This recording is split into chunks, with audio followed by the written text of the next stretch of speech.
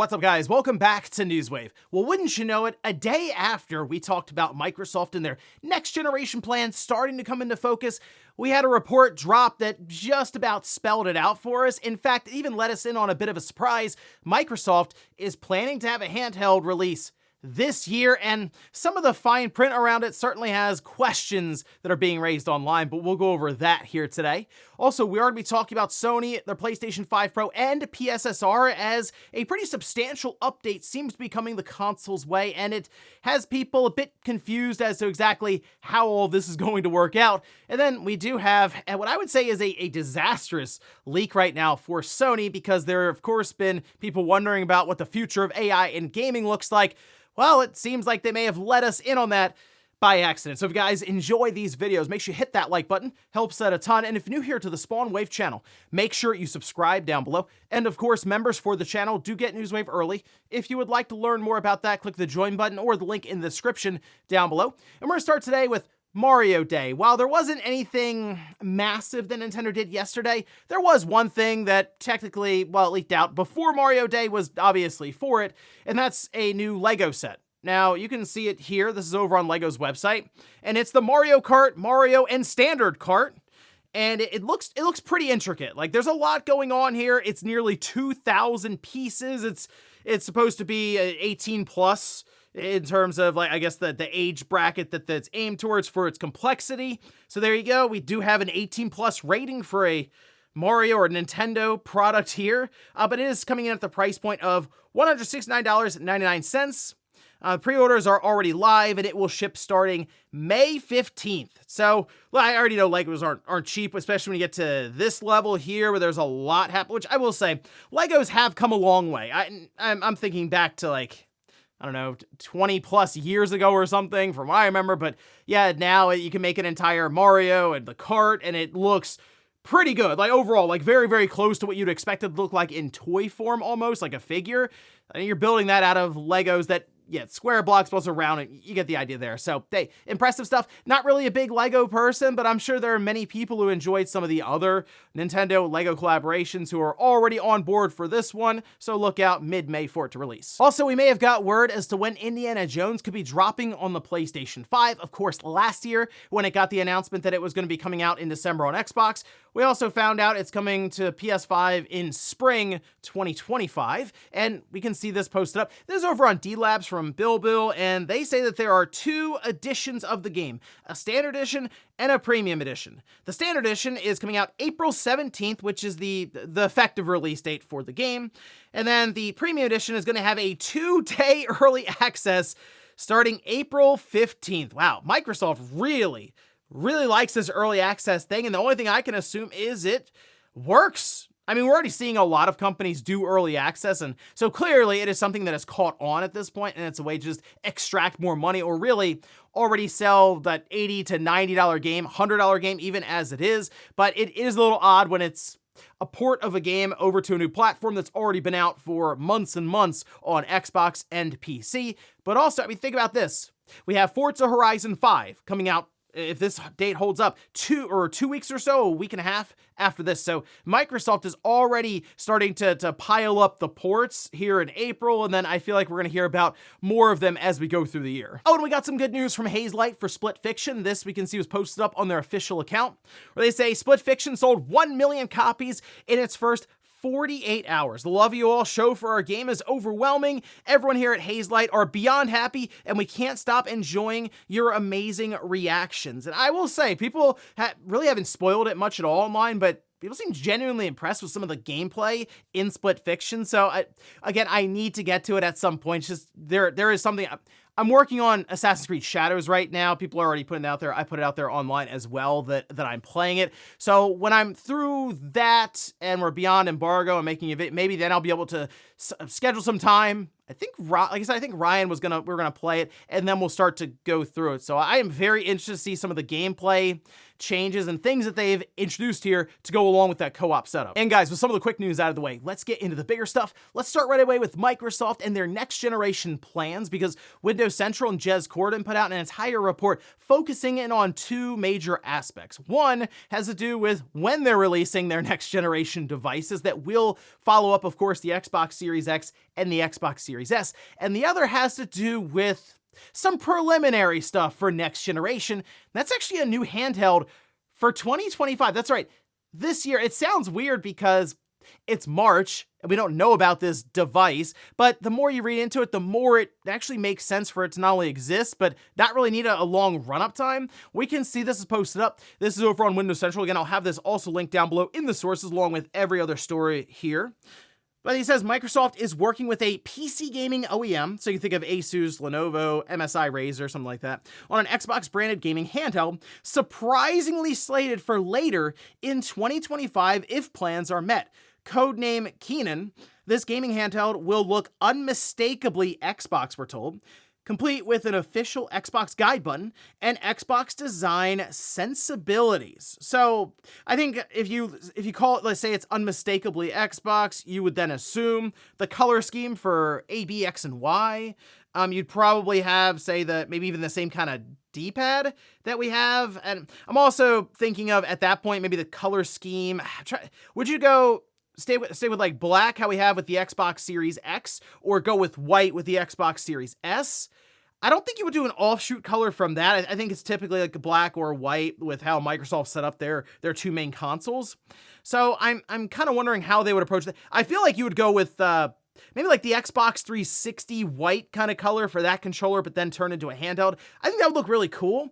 But most likely, of course, you will have the guide button there. That's the biggest part, right? So it's going to look like, I assume, an Xbox controller now, just split out with a screen in the middle, and of the Xbox guide button along with the other buttons that they have there along with the share button on the Xbox Series controllers at this time. Maybe even like the similar texture on the back for grip. So it being unmistakably Xbox, that all lines up fine. The thing that's really throwing people off, though, is that they would be partnering with an OEM manufacturer. So it would in essence have, I assume, similar hardware to think of the ROG Ally as an example.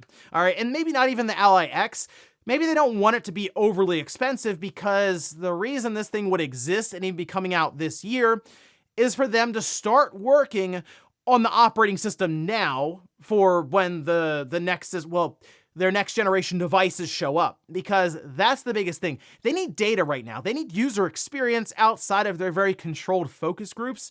They need people to get these things in their hands. And I know yes, technically they're selling you something to be a beta tester, but there are a lot of people out there who like to be early adopters on the cutting edge for technology, and this would be right in there. Now, I'm kind of expecting it to pretty much be hardware adjacent to a ROG Ally, but not necessarily when it comes to the software. I think that's going to be a big thing that differentiates it from any other handheld, right, or a PC handheld, similar to how the Steam Deck has done that, and Valve now opening up to other manufacturers to use SteamOS.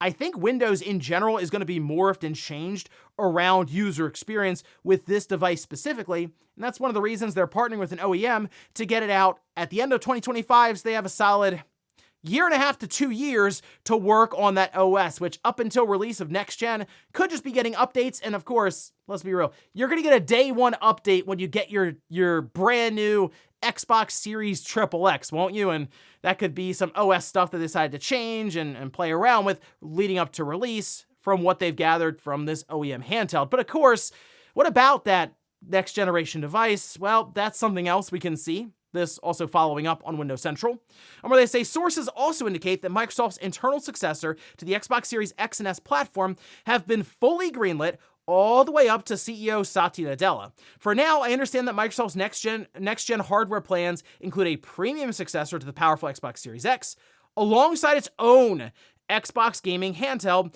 and several new controller options. Tentatively, these new console devices are slated for 2027. And again, 2027, I mean, it makes sense. 7-year cycle. I'm assuming it's coming out at the end of 2027 when these manufacturers like to launch their new products just ahead of the holiday season to take advantage of the big buying rush around that time. But in this case, you have an Xbox Series X successor, so you still have a premium quote-unquote console. And sure, it'll probably lean into things like AI, machine learning, and still a spec boost, though. You'll have better hardware, but I feel like a lot of this will be going, okay, we're going to really look into machine learning with FSR and what AMD's been able to cook up, which we're going to be talking about that here in a second with Sony. But I think they're going to lean more into that. and then their handheld being I'd say a pretty large focus for them, as the OEM partnered hardware won't necessarily be something that's all in-house with Microsoft, where they develop the hardware alongside of that OS, that software. Now, that is something that probably will be opened up to third-party manufacturers, especially on the handheld side, as we've kind of discussed that idea with Microsoft, maybe even for their home consoles. But at least for now, handheld makes a lot of sense, especially seeing Valve and the Steam Deck take over what is right now a very, very early sector. It's not like booming currently. We're not talking about 30, 40, 50 million PC gaming handhelds, but it is millions, and it is something to pay attention to there, especially for Microsoft, who is trying to be more and more recognized in the entertainment space because there is a ton of money to be made there, billions and billions of dollars easily. So it makes sense they would go that route, but also that means the Xbox Series S would basically be a handheld for next generation, and I think it makes a lot of sense. I think that's what it should have been in the first place for this generation. I just don't think the hardware was there just yet. But I guess we'll find out here, probably in a few months, I assume, around that summer big Xbox developer direct or showcase.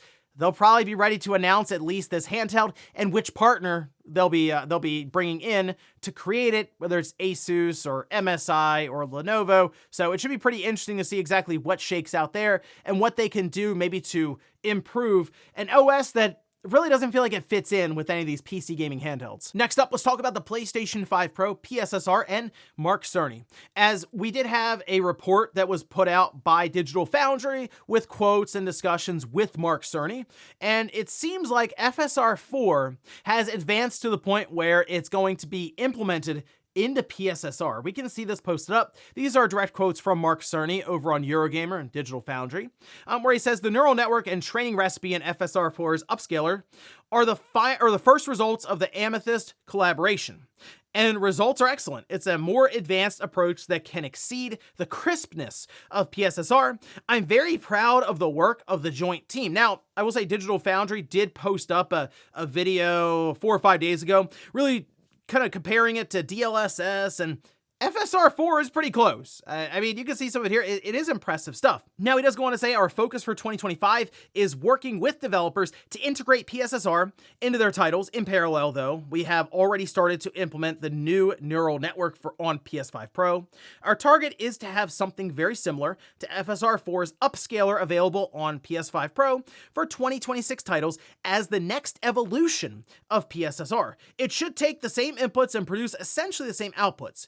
Doing that implementation is rather ambitious and time-consuming, which is why you haven't already seen this new upscaler on PS5 Pro. And to me, this is pretty straightforward. We know AMD and Sony are working together with this Project Amethyst to continue improving on machine learning, AI upscaling, and for Sony, PSSR, which I feel like the big jump for next generation, sure, again, better hardware for the PS6, it's going to be this machine learning upscaling and PSSR going to what you would call 2.0. It's kind of the same thing we've seen with NVIDIA and DLSS having several implementations where they've gone through some rough patches, but now come out to the point where it's incredibly impressive stuff to see, like live and in person.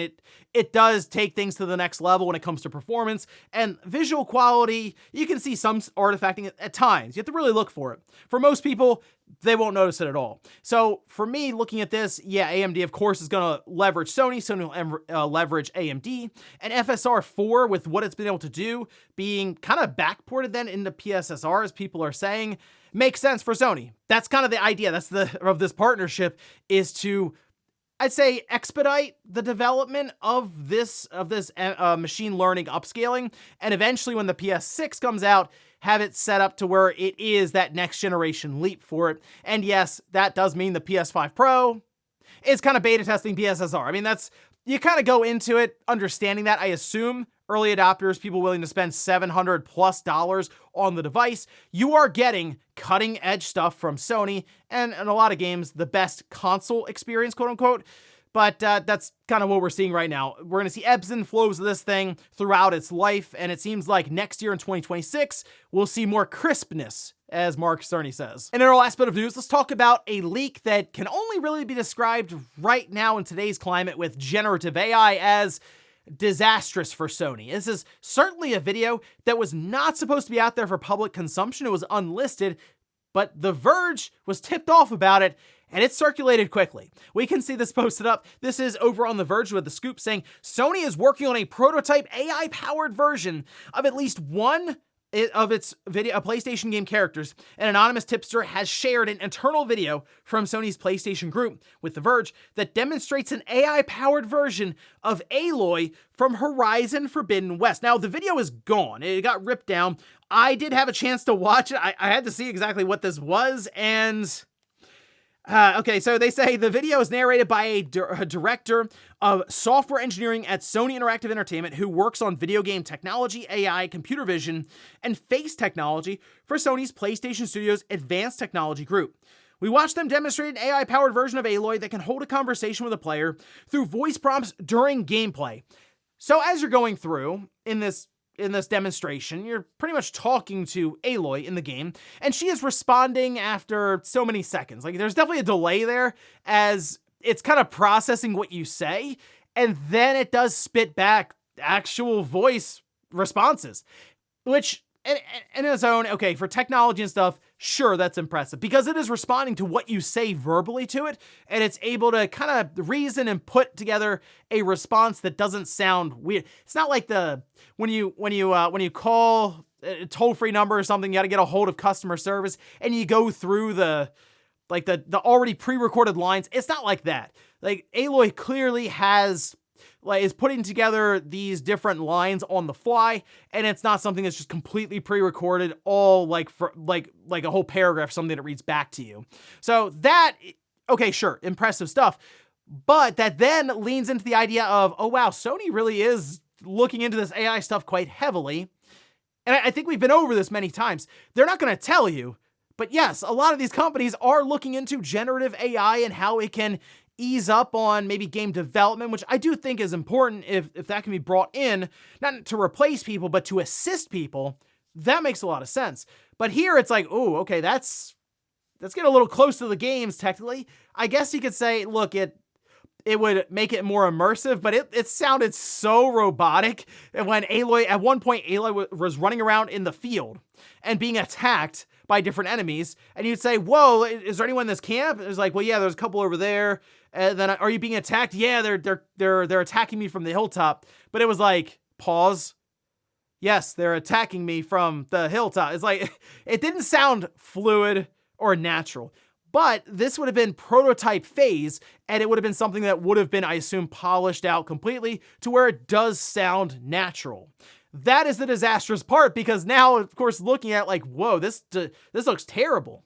Yeah, this is just demonstrating that it's possible. And that still continues to lean into AI being bad and shouldn't be used at all, when I think there is a use case for it. Again, accelerating development, especially when times right now to get a game from start to finish is exceeding 7 years. You might need to figure something out. Maybe AI is part of it, but for it to maybe go in and even replace voice lines, so could we get to a point where just voice actors are completely replaced in games? When you see something like this, it's certainly possible. And is that a future we want for games? That's the real question. And before we go to the comment of the day, we'll take a look at the poll that I posted up yesterday, where I ask, if Microsoft releases an Xbox handheld this holiday around the $500 price point, would you be interested in picking one up? 78% say no. Hey, 22% say yes. I saw some people mention the way to upgrade their Steam Deck to the Steam Deck 2. I think you're still like 2 years off from that. 2027 for Microsoft might also be the same time that Valve will launch the Steam Deck 2. They are waiting for that next generation leap when it comes to graphics technology in low-powered chips. We're not really there yet, so they're kind of sitting tight, and I think that's fine for them because they are also focusing in heavily on the software side, refining it and setting it up more and more for the hardware that it is shipping on with the current Steam Deck. Now, again, I say $500. I had to put a price point out there. I think it's going to be more than that, I know I just said, look, they want to get more and more people to check this system out. If you partner with an OEM, they're not really interested in subsidizing the thing. They want to sell it at a profit. That's where it becomes a bit more dicey for that. And if you're just going to leverage the Z2, we've already seen price points for some of these things, $700, $800, $900. So I'm curious if Microsoft does something maybe to cut down on the price themselves. Maybe they subsidize Asus for working on it, right? That could be a potential avenue, I guess, for them. So if they come in at 500, I'll actually be somewhat like relieved. Okay, wow, they got it there. But maybe expect a bit more than that. And also expect that when you jump into it, you're probably going to be a beta tester for their next generation system. And we'll finish up with the comment of the day as you're seeing here. This is from Red Mage, who says, that's my main problem with detachable disk drives. Why do I have to pair something that's physically plugged into the console? That wreaks the usual imaginary corpo obstacles to control how you play your games. Well, people have gone back and forth as to why. Apparently there's something around Blu-ray and licensing and like, I don't know, there's some reason you have to pair it for that, a license check initially, because it also plays like Blu-ray movies and stuff, I guess. To me, the obvious thing is piracy. They want to make sure it is locked down in terms of security. And Sony, Microsoft, Nintendo all have obligations to third parties to make sure the system is as secure as possible. Remember when Nintendo had that whole situation with the first generation Switch, because they had multiple iterations of it internally. But remember, you could bypass security on it with a paperclip, and all of a sudden, people were ripping every single game they were buying and then distributing it online. So Nintendo decided to ship something that was much harder to modify and hack with Mariko. Ton of security stuff added in, by the way, that they just, better battery life. It's like, oh, cool. But really, it was locked down pretty tight. You have to do some serious hardware and physical modifications to bypass that. So that, the detachable drive had to be paired and call home basically the first time. Also, I think leaning into more security measures than anything else. And ladies and gentlemen, that's going to do it here for Newswave. If you enjoyed this video, guys, hit that like button. If not, hit the dislike. Leave comments down below about everything we talked about here today. If you missed yesterday's Newswave, I'll leave it linked up here in a card. Or maybe you want to check out the latest episode of the Spawncast. I'll leave that link right below it. Thanks, guys, for watching, and I'll see you next time.